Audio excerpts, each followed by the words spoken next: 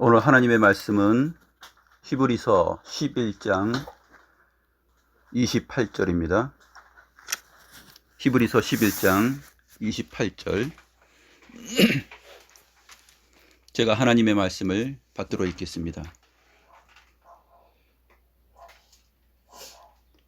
믿음으로 유월절과 피 뿌리는 예식을 정하였으니 이는 장자를 멸하는 자로 그들을 건드리지 않게 하려 한 것이며.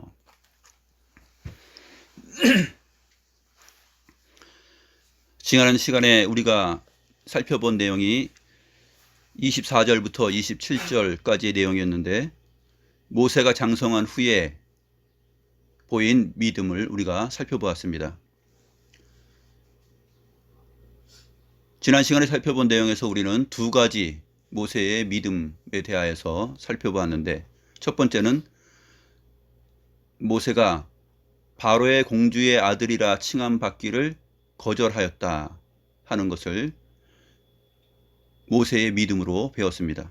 또 한 가지 중요한 사실은 모세가 그리스도의 수모, 즉 그리스도의 치욕을 바라보면서 그 믿음을 나타냈다 하는 사실입니다. 모세는 바로의 공주의 아들이라 칭함받기를 거절하고 하나님의 백성과 함께 고난받기를 잠시 죄악을 누리는 것보다 좋아하였는데, 거기에서 모세가 바라보았던 두 가지, 즉 이중적인 그 믿음을 보게 됩니다. 모세 자신이 성도의 모범으로서 보이신 믿음과, 또 모세 자신이 이스라엘 백성 가운데 선지자로 또 구원을 이끌어내는 그러한 중보자적 그 자리에 있었다는 그 믿음입니다.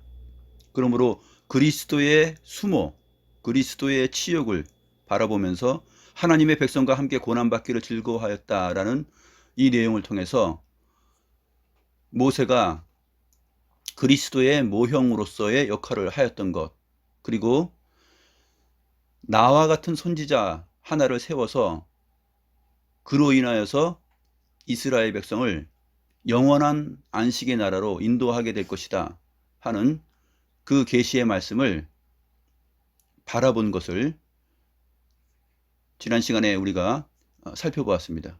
그것이 바로 모세가 보였던 두 가지 믿음입니다. 오늘 히브리서 11장 28절에 나타난 이 믿음은 모세가 보인 믿음인데, 믿음으로 유월절과 피 뿌리는 예식을 정하였다라는 부분입니다. 이 28절의 내용은 지난 시간에 살펴본 24절과 27절하고 연결이 되는 부분입니다.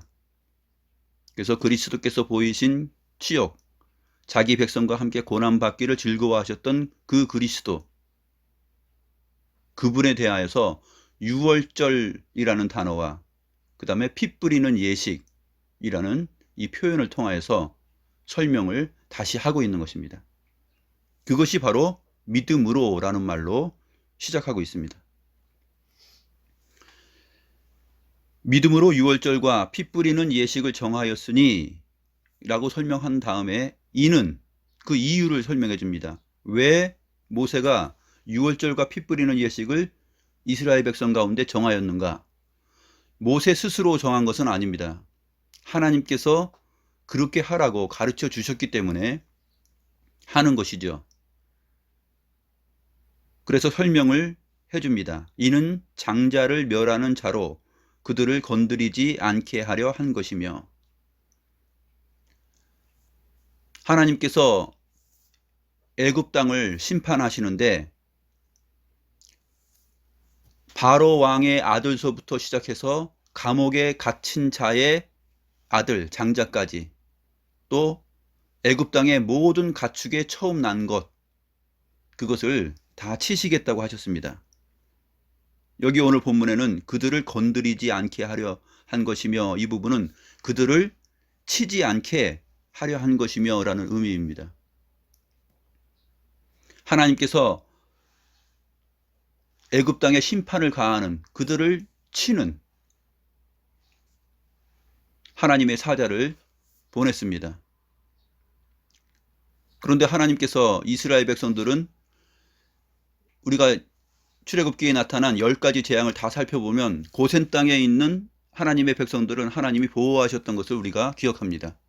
이 마지막 재앙에서도 역시 하나님은 이스라엘 백성들을 보호하시는데 특별히 그 방법을 가르쳐 줍니다. 그것이 바로 6월절 절기로 주어지는 것이고 피 뿌리는 예식이라는 말로 주어집니다.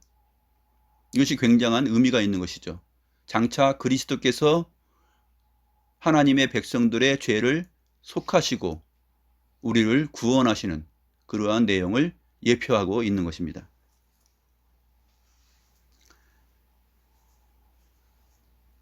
애굽 땅에 처음 난 것들은 다 죽게 됩니다. 그러나 하나님의 백성, 이스라엘 백성들은 건드리지 않고 넘어갑니다. 그래서 6월절이라는 것이 6월한다라는 의미입니다. 패스오버인데 위로 넘어가는 것이죠. 이스라엘 자손의 집을 넘으사라는 이 출애굽기 12장 27절의 표현, 그러한 부분들이 바로 이 6월한다라는 의미입니다. 히브리어로 패사흐인데 영어하고 발음이 좀 비슷하죠. 패스오버하고 패사흐하고 비슷합니다. 그러니까 6월한다, 넘는다 하는 그러한 의미입니다.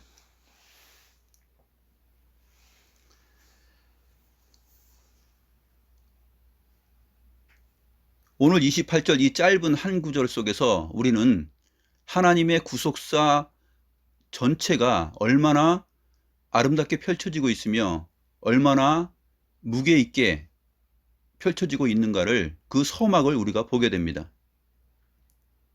모세가 하나님의 말씀을 따라 지금 6월절을 제정하고 피 뿌리는 예식을 제정한 것, 그것이 얼마나 큰 믿음인가 하는 것을 알게 됩니다.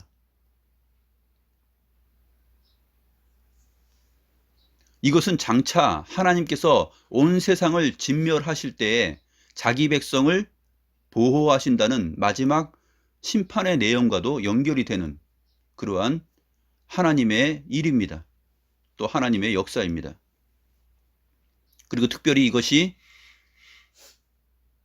십자가상에서 주님께서 이루신 내용이라는 사실을 우리가 주목하게 될 것입니다. 그 부분을 성경을 통해서 오늘 살펴보도록 하겠습니다.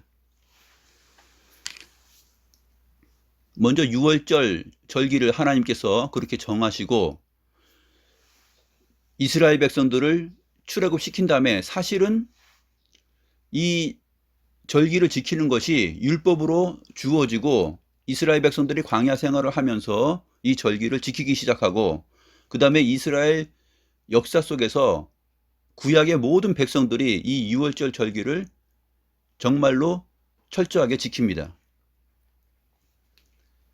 이 6월절의 주인공이신 하나님의 어린 양이 오셔서 이 그림자를 실체로 바꿀 때까지, 그때까지 이 피 뿌리는 예식과 6월절 절기는 지켜지는 것이죠. 그래서 주님께서 주신 6월절 절기와 피 뿌리는 예식, 이 부분은 어떻게 나타나냐면 하나님께서 애굽 땅에서 마지막 재앙을 내리시기 전에 각 가정에서 가정별로 어린 양을 준비하게 합니다. 어린 양을 준비하게 하고 그 양을 불에 구워서 먹게 합니다. 먹도록 이제 어린 양을 잡는데 어린 양을 잡고 나서 우슬초 묶음을 가져다가 그릇에 담은 피에 적셔서 그 피를 문 임방과 좌우 문설주에 뿌리고 아침까지 한 사람도 자기 집 문 밖에 나가지 말라고 말합니다.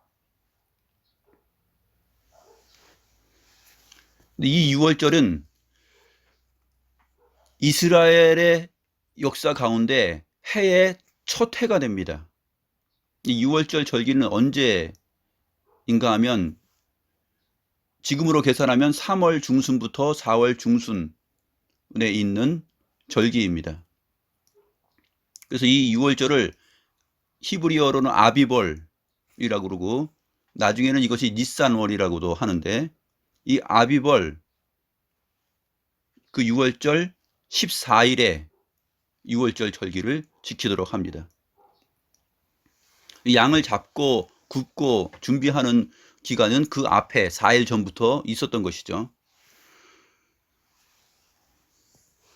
하나님께서 마지막 재앙을 내리실 때 이스라엘 백성들을 보호하시는데, 너희가 이렇게 어린 양을 택하여서 6월절 양으로 잡고 문 임방과 좌우 문설주에 피를 바르면 여호와께서 그 문을 넘으시고 멸하는 자에게 너희 집에 들어가서 너희를 치지 못하게 하실 것이다 라고 가르쳐 주셨습니다. 이것이 출애굽기 12장 21절에서 23절까지의 내용입니다. 그런데 출애굽기 12장 11절과 27절을 보면 이것을 여호와의 유월절이라 그럽니다. 또는 27절에 여호와의 유월절 제사다 이렇게 표현합니다.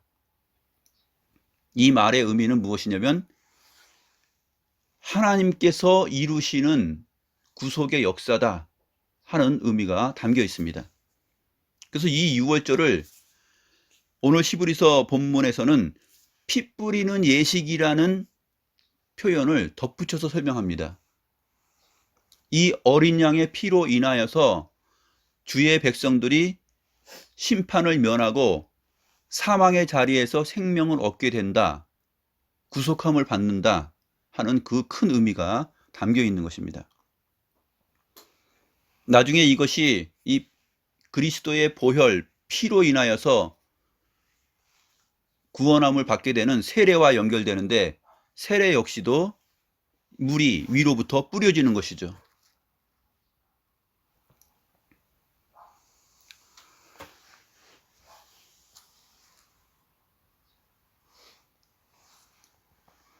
이 유월절 절기를 무엇과 또 연결하여서 하나님께서 제정하시냐면 무교절과 연결을 합니다.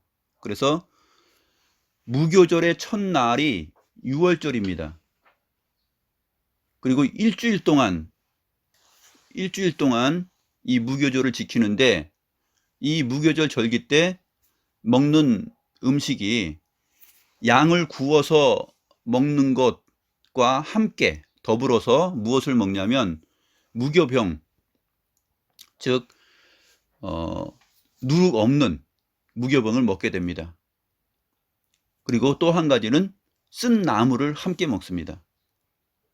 그것이 신명기 16장 3절에 나타났는데, 너희는 유교병을 그것과 함께 먹지 말고, 그것이라는 것은 유월절 어린 양을 말해요. 유월절 어린 양 고기와 함께 먹지 말고 일주일 동안 무교병 곧 고난의 떡을 그것과 함께 먹으라. 어린 양을 잡고 그 구운 어린 양 고기와 함께 고난의 떡, 무교병을 먹으라 라고 말합니다.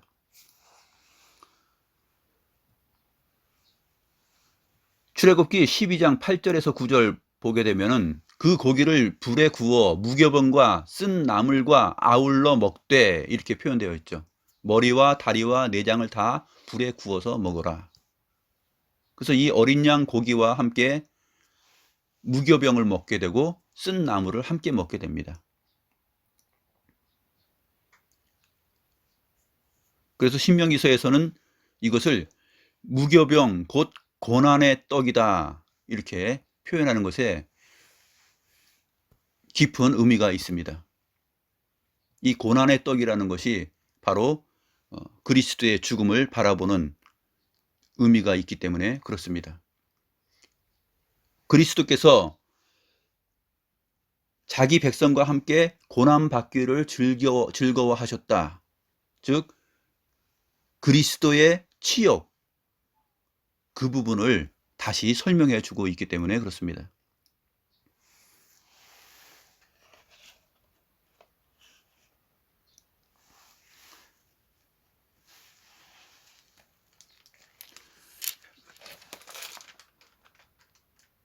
신명기 16장 5절부터 7절에 보게 되면 이 유월절 제사를 드릴 때 어떻게 드리냐면 각 성에서 드리지 말고 오직 내 하나님 여호와께서 자기의 이름을 두시려고 택하신 곳에서 내가 애굽에서 나오던 시각 곧 초저녁 해질 때에 유월절 제물을 드리고 내 하나님 여호와께서 택하신 곳에서 그 고기를 구워 먹고 아침에 내 장막으로 돌아갈 것이니라 라는 이 특별한 제정이 있습니다. 그래서 유월절 절기를 맞이하러 사람들이 다 하나님의 집, 하나님의 성전 안으로 모이게 됩니다.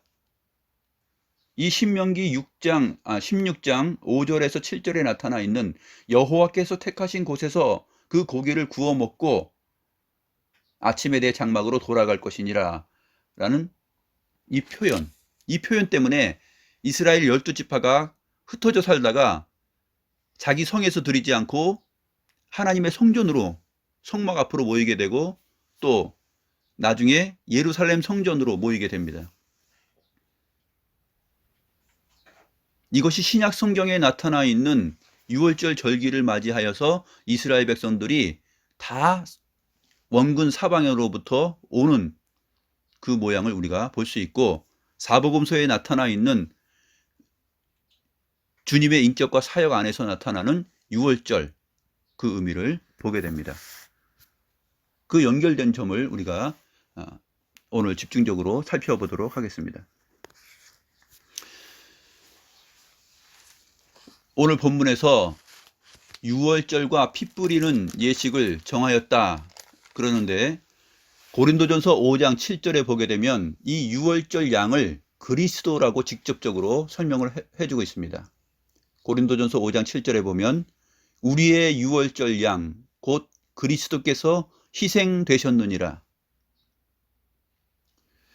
이스라엘 백성들을 구원하시는 마지막 재앙 그 자리에서 어린 양을 취하여서 잡아서 구워서 먹게 하고 그 희생된 그 피를 문 임방과 문설주 좌우에 바르게 하면 하나님의 사자가 즉 멸하는 자가 그 집을 뛰어넘고 보호하시고 멸하지 않고 구원하신다 하는 것이 유월절 절기의 핵심입니다.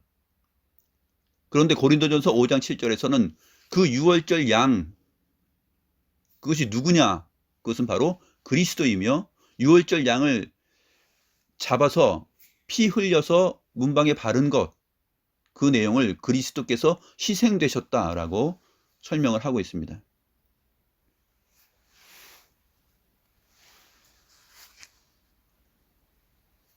요한복음 1장 29절에도 보면 세례 요한이 예수께서 자기에게 나아오심을 보고 무엇이라고 표현하냐면 세상 죄를 지고 가는 하나님의 어린 양이다 이렇게 표현합니다. 바로 그 유월절 어린 양을 가리켜 말한 것입니다.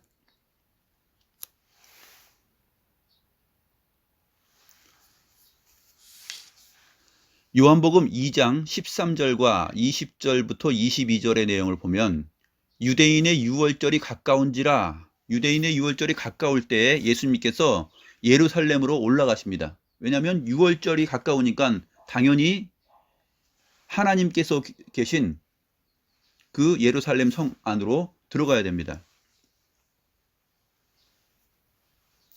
신명기 16장 5절에서 7절에 설명되었던 바와 같이 각 성에서 떠나서 하나님의 초소로 나아가는 것이죠. 그때 성전 안에 들어가셔서 주님께서 말씀하십니다. 상과 매매하는 자들을 꾸중하시고 다 엎으시고 나서 어떻게 표현하시냐면 너희가 이 성전을 헐라 내가 사흘 동안에 일으킬 것이다 이렇게 말씀하십니다.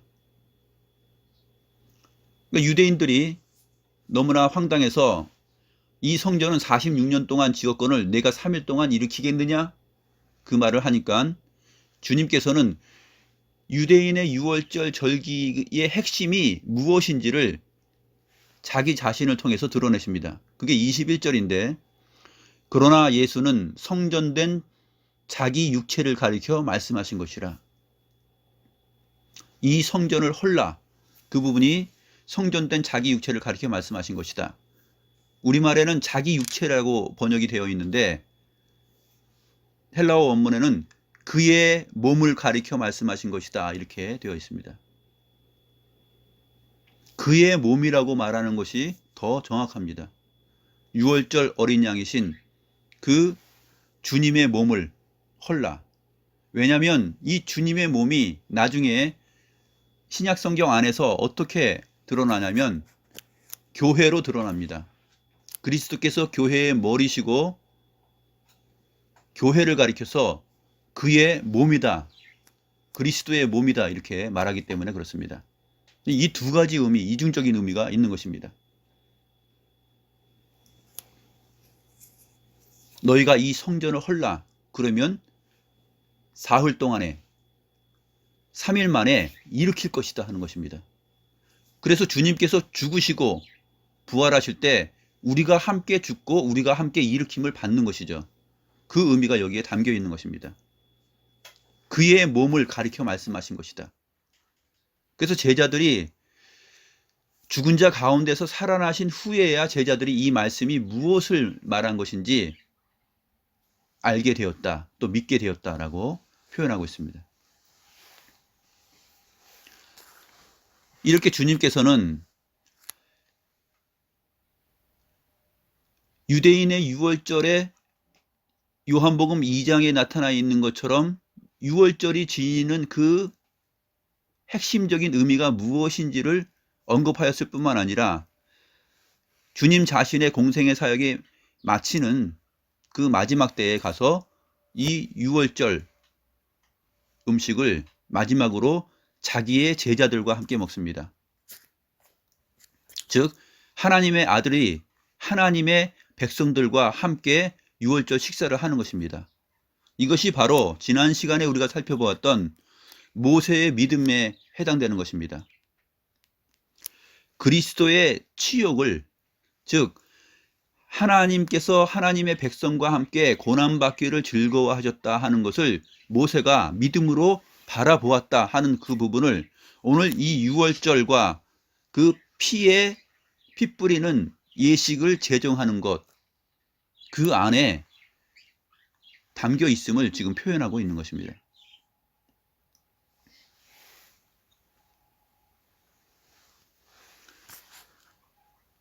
마태복음 26장 17절에서 18절 내용을 보게 되면 무교절의 첫날에 제자들이 예수께 나와 이르되 유월절 음식 잡수실 것을 우리가 어디서 준비하기를 원하시나이까 이렇게 말씀하십니다. 이 무교절의 첫날이 바로 유월절 시작하는 날이죠. 즉 아비벌 니산월 14일 그것이 유월절인데 그때 그 첫날이 바로 무교절의 첫날이기도 합니다. 유월절 날이 무교절의 첫날인 것이죠. 그래서 일주일 동안 지키게 되는데 유월절 음식 잡수실 것을 우리가 어디서 준비할까요? 라고 물으니까 주님께서 성안 아무에게 가서 이르되 선생님 말씀이 내 때가 가까이 왔으니 내 제자들과 함께 유월절을 내 집에서 지키겠다 하시더라 하라 이렇게 말합니다. 여기서 주목할 표현은 내 때가 가까이 왔으니 라는 표현입니다.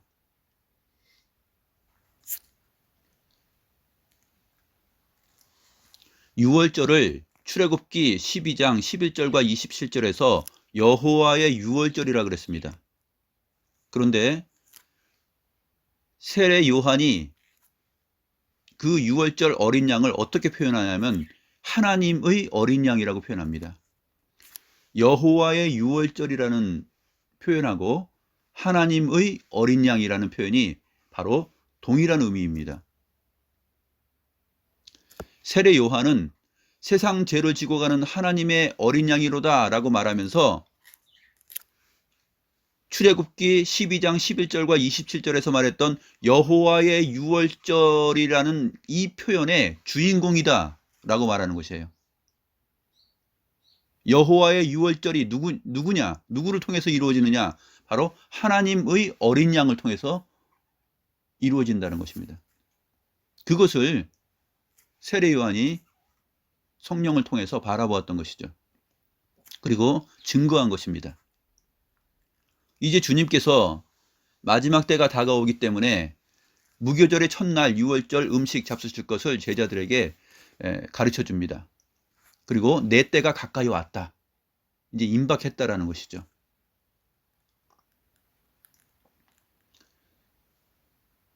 나의 제자들과 함께 유월절을 내 집에서 지키겠다 하라. 그렇게 말했는데 마태복음 26장에서는 성 안 아무에게 가서 이렇게 표현되어 있는데 마가복음과 누가복음에 보면은 자세하게 표현되어 있습니다. 예루살렘 성 안 아무에게가 마가복음 14장 13절에서 14절을 보면 물 한 동이를 가지고 가는 사람을 성에서 만날 것이다. 그러면 그 사람을 따라가서 그 집 주인에게 말하라는 것이에요. 그러니까 성 안 아무개는 누구냐면 성에 가면은 물 한 동이를 가지고 가는 사람을 만날 것인데 그 집의 종이겠죠. 그 사람을 따라서 가게 되면 그 집에 이르를 것이고 그 집 주인을 만나면 그 집 주인에게 말을 하라는 것이에요. 어떤 말? 내 때가 가까이 왔으니 내 제자들과 함께 유월절을 네 집에서 지키겠다 하라. 이렇게 말씀하십니다. 그때 마가복음 14장 13절에서는 제자 둘을 보내었다라고 기록하고 있는데 이 제자 둘이 누구냐 구체적으로? 그것은 누가복음 22장 8절에서 설명됩니다.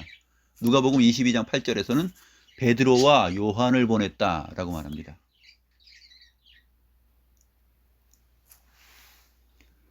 그래서 유월절을 준비하게 되는데 이 날이 언제냐면은 요일로서는 목요일입니다.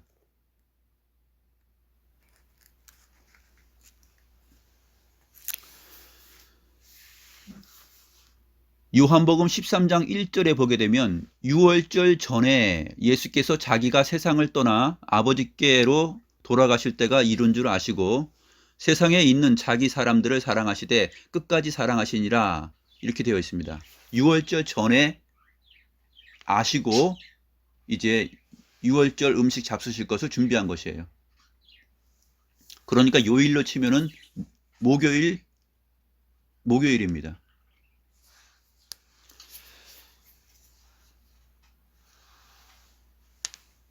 주님께서 유월절 음식 잡수실 것을 준비하러 간 다음에 그 집에서 먹는 것은 유월절이 아니기 때문에 유월절 음식을 먹지 않아요. 유월절 음식은 나중에 먹게 되죠. 그 전날에 무엇이 일어나냐면 주님의 제자들과 함께 성찬을 합니다. 요한복음 13장의 기록을 보게 되면 주님께서 저녁을 먹습니다. 빵과 포도주를 먹죠. 빵과 포도주를 먹는데 그 저녁 식사를 하는 자리에서 갑자기 일어서십니다. 그래서 겉옷을 벗으시고 수건을 두르시고 제자들의 발을 씻깁니다.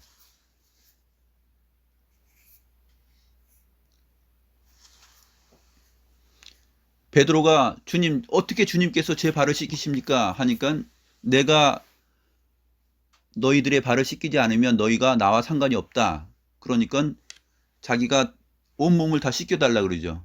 이미 목욕한 자는 발만 씻으면 된다 하는 표현을 하게 됩니다. 그 다음에 주님께서 너희들 가운데 한 사람이 나를 팔 것이다 라고 말합니다. 그 가룟 유다에 대한 그 성경에 기록된 그 말씀을 하신 다음에 주님께서 심히 탄식하시면서 진행하시는 내용이 무엇이냐면 빵과 포도주를 제자들과 함께 먹는 그 성찬입니다. 그날 저녁에 바로 유월절 전날 저녁 식사를 하면서 하는 자리에서 성찬식을 합니다. 빵을 가리켜서 이것은 하늘로부터 내려오는 내 몸이다. 또 포도주를 가리켜서 이것은 내 피다라고 말합니다. 곧 유월절 음식을 함께 잡수게 될 것인데, 이제는 그 함께 먹는다는 의미가 벌써 이날 유월절 그 절기 앞두고서 사탄이 가룟 유다의 마음속에 들어갔다고 기록하고 있고, 이 유월절을 지키기 위해서 한밤중에 이제 주님께서 제자들과 함께 기도하실 때에 가룟 유다가 대제사장들과 군병들을 끌고 와서 주님을 잡아가죠. 그리고 나서 그 다음날 새벽에 신문을 받게 되고 빌라도에게 넘겨지고, 그 유월절 날 주님께서 세상 죄를 지고 가는 하나님의 어린 양으로서 십자가에 달려서 죽게 됩니다.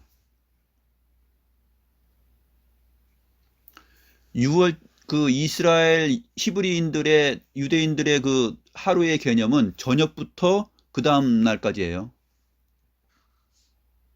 저녁이 되고 아침이 되니 해서 바로 그렇게 날짜가 저녁부터 해서 그 다음 날까지, 저녁까지입니다. 저녁부터 저녁까지예요. 하루의 개념이.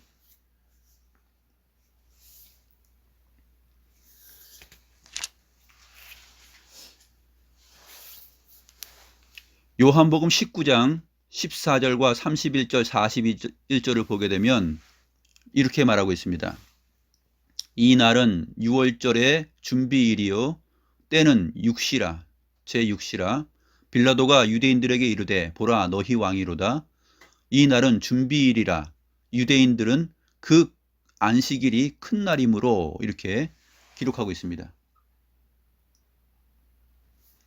이 날은 유월절 준비일이다. 또 제6시다.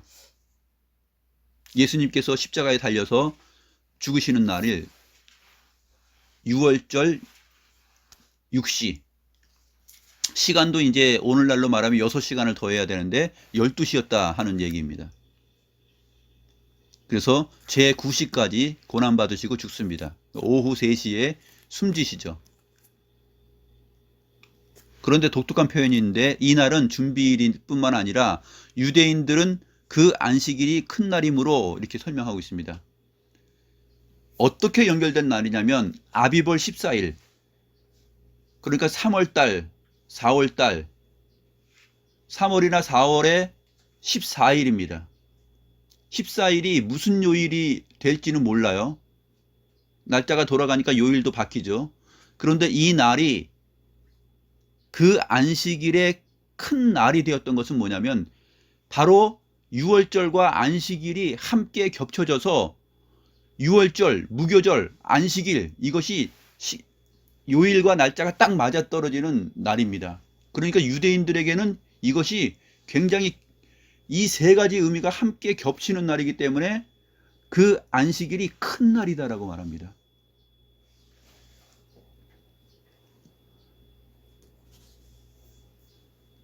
쉽게 표현하면 추석 명절이 있는데, 추석 명절일 뿐만 아니라 내 생일이기도 하고 우리의 어떤 부부간의 결혼식 날이기도 하고 막 겹쳐진 것입니다.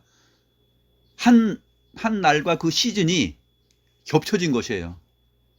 그때 주님께서 유월절 어린 양으로서 죽으십니다. 그리고 3일 만에 부활하신 다음에 안식 후 첫날 부활하시죠.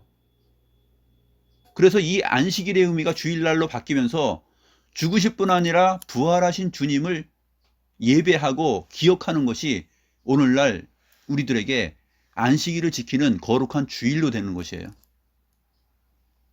이 모든 것이 유월절, 무교절, 안식일, 이것이 하나의 시즌으로 정말로 세 가지가 다 하나로 만나게 되는 날, 그때 주님께서 어린 양으로서 죽으십니다.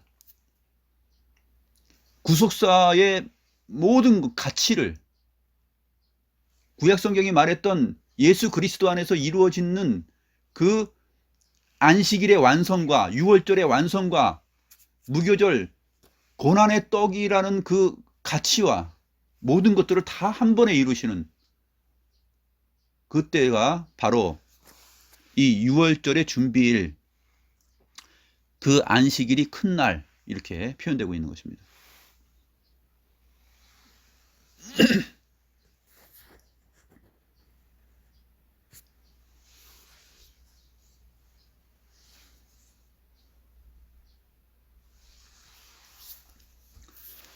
그렇기 때문에 우리는 이 고난의 떡이라는 부분, 신명기 16장 3절에서 말했던 고난의 떡이라는 이 용어 속에 우리는 그리스도의 희생, 하나님의 어린 양이 고난받으시고 피 흘려 죽으시는 그 내용을 보게 됩니다. 무교병, 곧 고난의 떡을, 어린 양을 잡은 그 구운 고기와 함께 먹게 됩니다. 또 쓴나물을 먹게 됨으로 인해서 쓴나물이 추가되죠. 그 쓴나물과 함께 먹기 때문에 이 무교병이 고난의 떡이로 표현되는 것이고, 이 고난의 떡이라는 말은 곧 예수 그리스도의 살과 피, 그 6월절 어린 양 그리스도께서 희생되셨기 때문에 그것이 그리스도의 고난을 말하기 때문에 고난의 떡이 됩니다. 그래서 주님께서 6월절 전날 6월절 잡수실 음식을 준비하라 해놓고서 한 집에 들어가셔서 마지막으로 식사를 하면서 성찬을 베푸신 것입니다. 이 살은 내 몸이다. 하늘로부터 내려오는 생명의 양식이다. 이 피는 내 피다 라고 말하는 것입니다.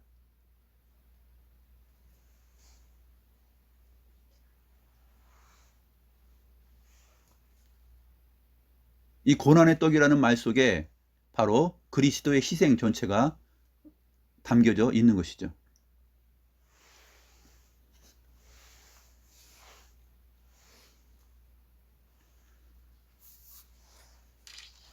마지막으로 우리가 요한계시록을 살펴보도록 하겠습니다. 요한계시록 5장과 7장에 하나님의 어린 양이신 그리스도가 어떻게 영광을 받으시는지 표현되어 있는데, 요한복음 5장 6절에 보게 되면, 내가 또 보니 보좌와 네 생물과 장로들 사이에 한 어린 양이 서 있는데 일찍이 죽임을 당한 것 같더라. 그에게 7뿔과 7눈이 있으니 이 눈들은 온 땅에 보내심을 받은 하나님의 7영이라. 일찍 죽임을 당하신 어린 양의 모습을 요한계시록 5장에서 지금 하나님께서 사도 요한의 눈을 열어서 보게 합니다. 바로 누구입니까? 세상 죄를 지고 가는 하나님의 어린 양, 일찍 죽임을 당한 바로 그리스도 예수이십니다.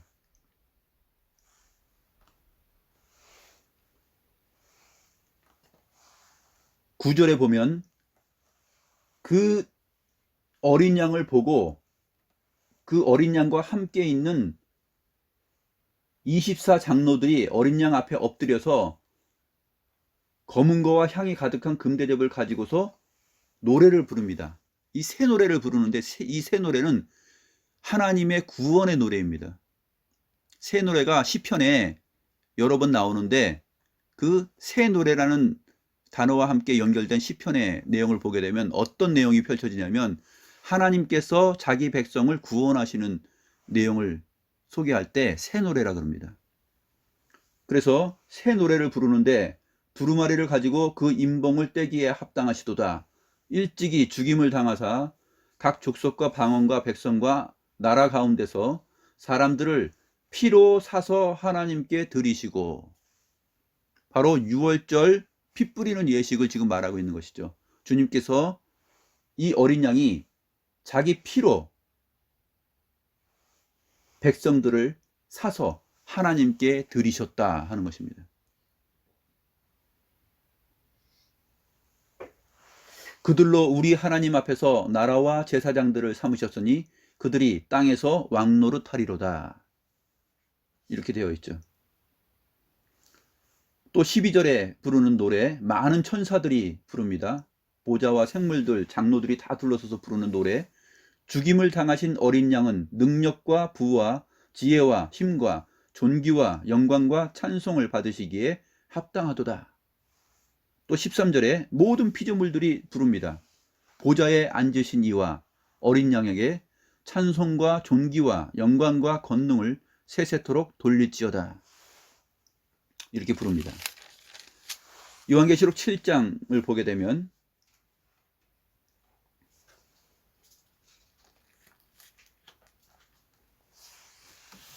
7장 9절에 보게 되면 흰옷 입고 손에 종려가지를 들고 보좌 앞에 나온 각 나라와 족속들이 있는데 그 사람들이 다 흰옷을 입었다고 표현합니다. 그런데 어린 양 앞에 서서 부르는 노래, 그 내용이 10절입니다. 큰 소리로 외쳐 이르되 구원하심이 보좌에 앉으신 우리 하나님과 어린 양에게 있도다. 이렇게 또 찬송을 부릅니다. 그러니까 장로 중 하나가 이 흰옷 입은 자들이 누구며 어디서 왔느냐 물으니까 14절에서 이렇게 말합니다. 이는 큰 환난에서 나오는 자들인데 어린 양의 피에 그 옷을 씻어 희게 하였느니라. 이 흰옷 입은 무리들이 어디서부터 나오느냐면 큰 환난으로부터 나오는 자들이다 그럽니다. 어린 양이신 주님께서 자기 피로 사셔서 하나님께 드린 자들이죠. 오늘날 문제가 되고 있는 이 신천지에서 흰옷 입은 무리들을 자기들을 가리켜서 얘기하고 있는데 전혀 엉뚱한 얘기죠.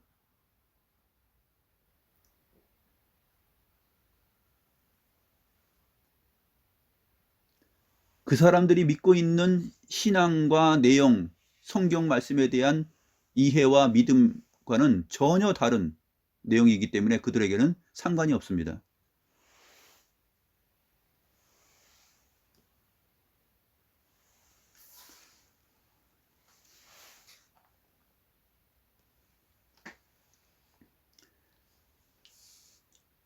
요한계시록 7장 15절에 보게 되면 보좌에 앉으신 이가 그들 위에 장막을 치시리니 이렇게 되어 있죠.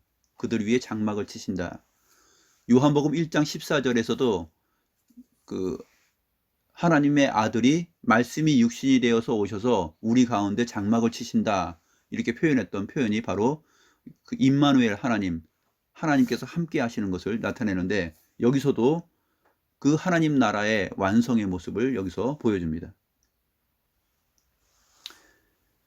그들이 다시는 줄이지도 아니하며 목마르지도 아니하고 해나 아무 뜨거운 기운에 상하지도 아니하리니 이는 보좌 가운데 계신 어린 양이 그들의 목자가 되사 생명수 샘으로 인도하시고 하나님께서 그들의 눈에서 모든 눈물을 씻어 주실 것임이라. 이것이 장차 나타날 보이지 아니하는 나를 지금 사도 요한의 눈을 통해서 미리 보여준 내용입니다. 오늘 우리들이 모세와 같이 믿음을 발휘하고 살아가고 있는데 보이지 않는 것을 보는 것 같이 믿고 나아가는 그 믿음을 가지고 지금 나아가고 있습니다. 모세가 바로 그 믿음으로 이 유월절을 이스라엘 백성 가운데 믿음으로 제정하였고 그 피 뿌리는 예식을 믿음으로 하였다는 것입니다. 하나님께서 그 피를 보시고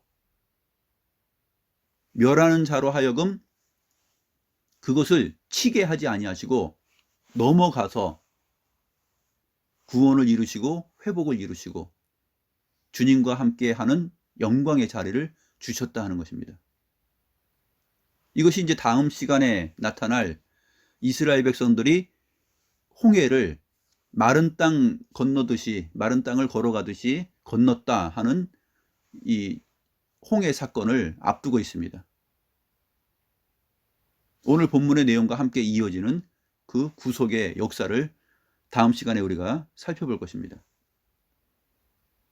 1세기 성도들이 바라보았던 믿음, 그들이 고난당하고 환난당하고 비방을 맞고 옥에 갇히고 할 때에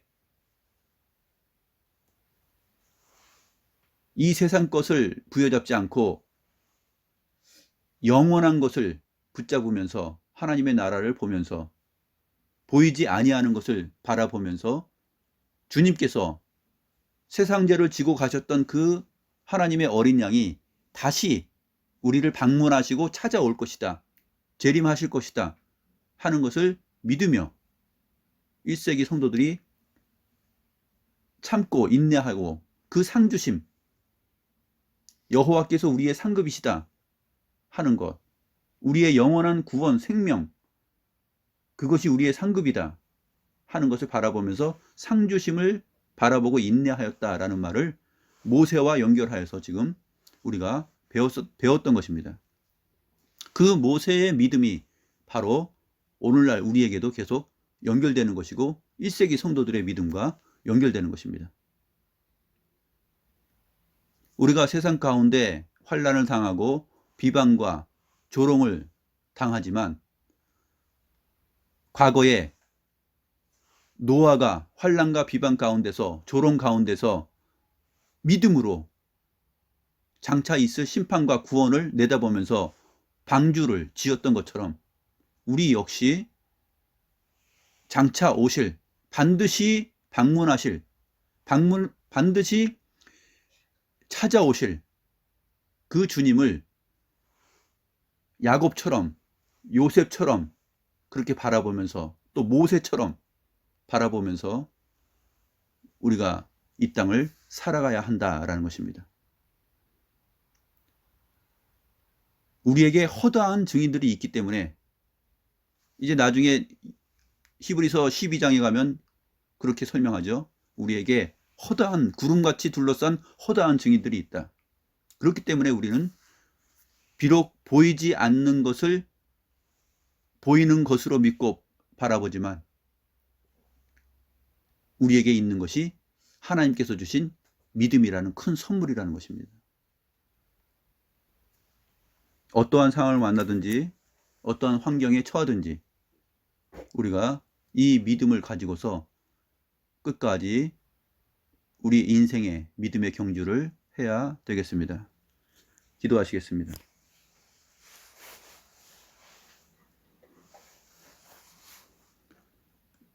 거룩하신 하나님 아버지, 오늘 말씀을 통하여서 6월절이 제정되고 그 피 뿌리는 예식이 제정된 것을 믿음으로 바라보았던 모세의 믿음의 의미를 저희들이 살펴보았습니다. 장차 그리스도께서 이루실 구원의 역사를 모세가 믿음으로 바라보았습니다. 아브라함이 나의 때 볼 것을 보고 기뻐하였느니라 라는 주님의 말씀처럼 모세 역시 그 때를 보고 기뻐하였고 믿음을 간직했습니다. 오늘 21세기를 살아가는 저희들도 주님께서 다시 찾아오실 그 방문의 때를 기억하며 바라보며 소망하며 그 가운데서 이루어질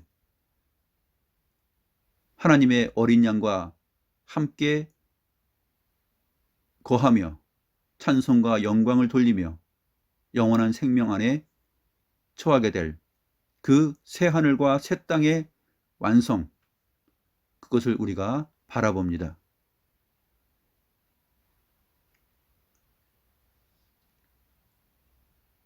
하나님,